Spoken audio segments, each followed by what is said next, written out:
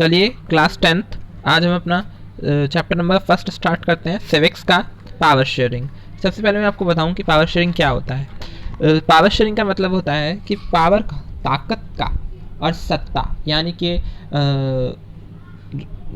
जो पावर होती है, पीपल्स के द्वारा नेताओं को पावर्स मिलती है, उनका सही इस्तेमाल किस ढंग से, किस तरीके से और किस किस के बीच में, किस मर्यादा में रहकर और किस तरीके से समाज के अंदर इस पावर को शेयरिंग करना चाहिए, कौन से तबके को कितनी इम्पोर्टेंस देनी चाहिए या फिर पूरी सोसाइटी को इक्वलिटी रखनी चाहिए, ये सब बातें हम इस चैप्टर के अंदर पढ़ेंगे।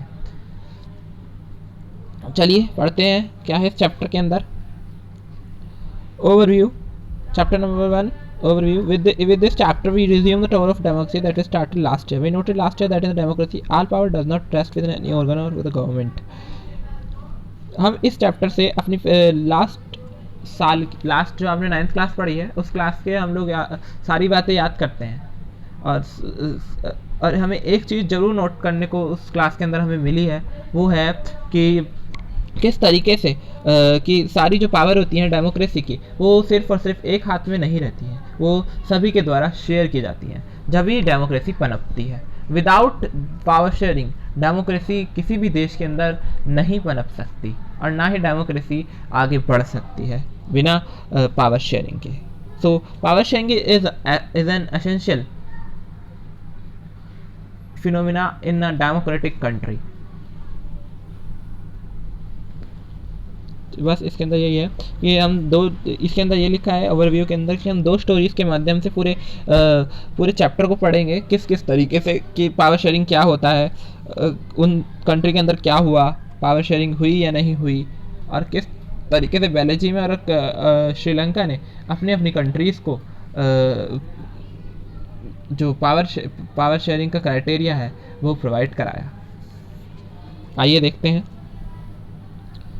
बेल्जियम एंड श्रीलंका, मैंने जैसा कि बताया था अभी कि बेल्जियम और श्रीलंका के बारे में पढ़ेंगे हम लोग। Belgium and Sri Lanka. Belgium small country in Europe. Belgium एक छोटी सी कंट्री है यूरोप के अंदर, smaller in area than the state of Haryana, जिसका जो एरिया है, शुरुआत से मैं चल रहा हूँ, बिल्कुल वर्ड टू वर्ड पढ़ाते हुए चलूँगा आपको, जिससे आपको हर चीज़ समझ में आए। एक छोटी सी कंट्री है यूरोप के अंदर बेल्जियम, जिसका एरिया हरियाणा की स्टेट से भी बहुत ज़्यादा छोटा है। It has border with France, इसके बॉर्डर लगे हुए हैं फ्रांस के साथ, नेदरलैंड्स के साथ, जर्मनी और लग्जमबर्ग। ये चारों कंट्रियां हैं, ये भी यूरोप की हैं, ये वो कंट्रियां हैं जिसके साथ बेल्जियम के जो बॉर्डर लगे हुए हैं। It has a population of little over the 1 crore, और इसकी पॉपुलेशन जो है वो आसपास 1 करोड़ के आसपास होगी, जो आधी है हरियाणा की पॉपुलेशन के मुकाबले। The ethnic composition of the small country is very complex, लेकिन जो एथनिक कंपोजिशन है वो इस कंट्री का बहुत ज़्यादा कॉम्प्लेक्स है। कॉम्प्लेक्स माने जटिल, और एथनिक कंपोजिशन माने कि वहाँ पर कौन कौन से कास्ट रहती हैं, कौन कौन से लोग रहते हैं, किस तरीके के लोग रहते हैं सोसाइटी के अंदर, वहाँ की सोसाइटी के अंदर। Of the country's total population, 59% of lives in the Flemish region and speak Dutch language. Country के अंदर जो 59% पीपल जो हैं वो फ्लैमिश रीजन के अंदर रहते हैं और डच बोलते हैं, एक लैंग्वेज है डच, वो बोलते हैं, और वो फ्लैमिश रीजन के अंदर रहते हैं।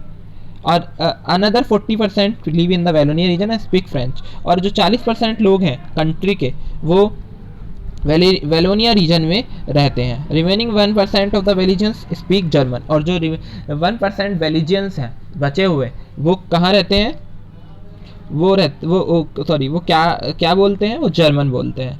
In the capital city Brussels, आ गया कैपिटल की बात। क्लास, इसकी कैपिटल ब्रसल्स है।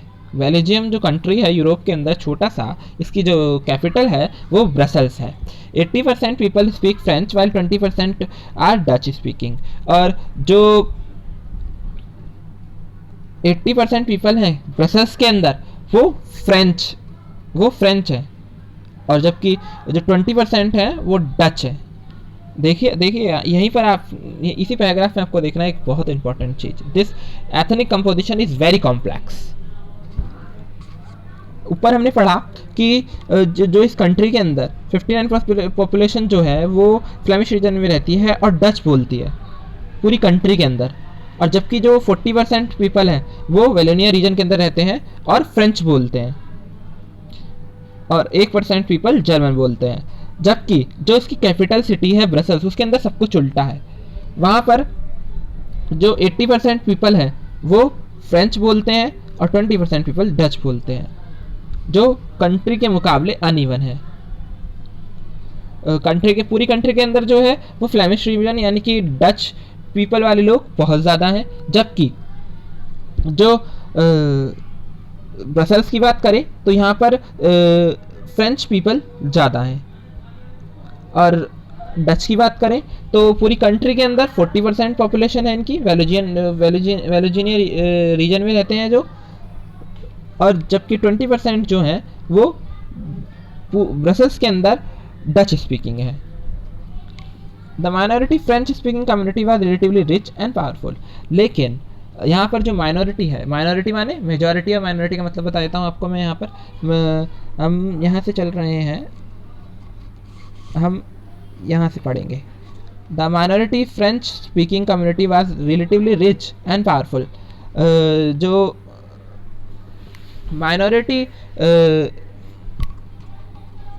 माइनॉरिटी यानी कि जो लोग छोटे तबके, जो लोग छोटे कास्ट में रहते हैं, यानी कि छोटी कास्ट का मतलब ऐसे ये नहीं है कि छोटी कास्ट, मतलब ये है कि जो लोग जिनकी संख्या कम होती है वो कहलाते हैं minority. Okay,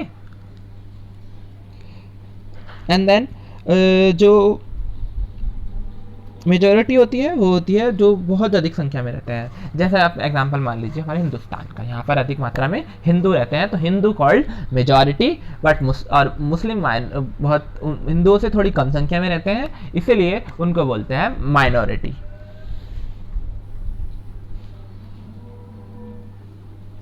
This was resented by the Dutch speaking community who get the benefit of economic development and education much later.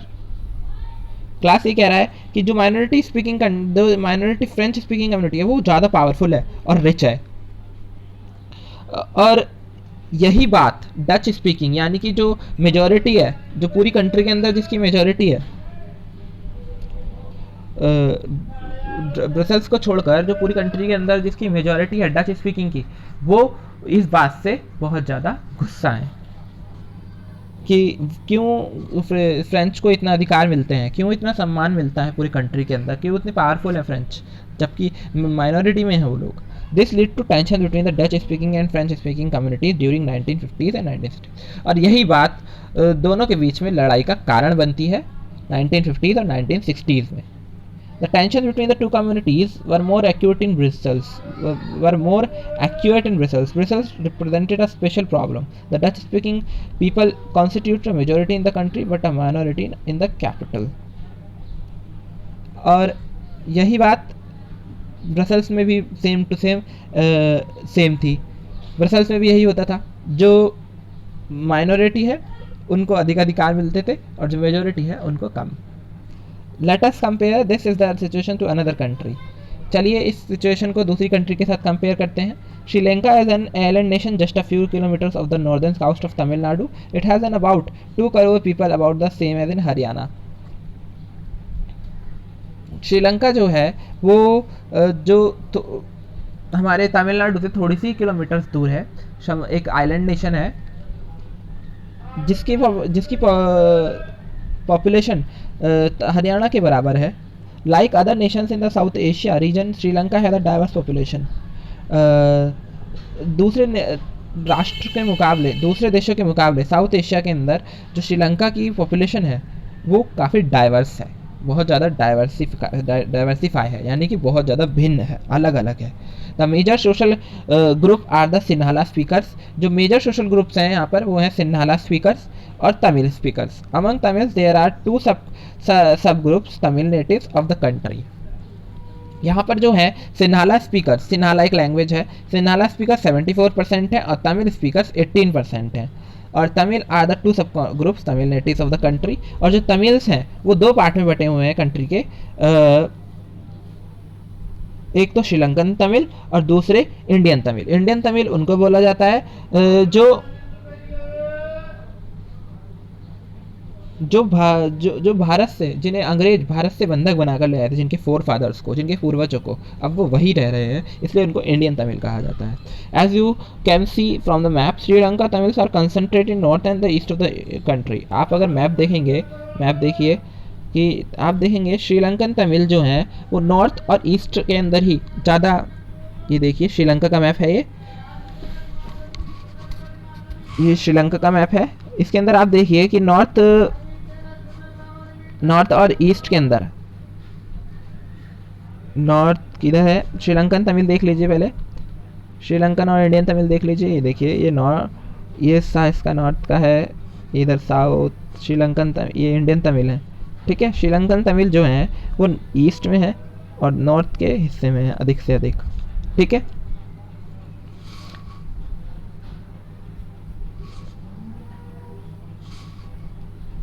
चलिए आगे बढ़ते हैं, क्या है इसके आगे। Most of the Sinhala speaking peoples are Buddhist while most of the Tamils are Hindus और Muslims.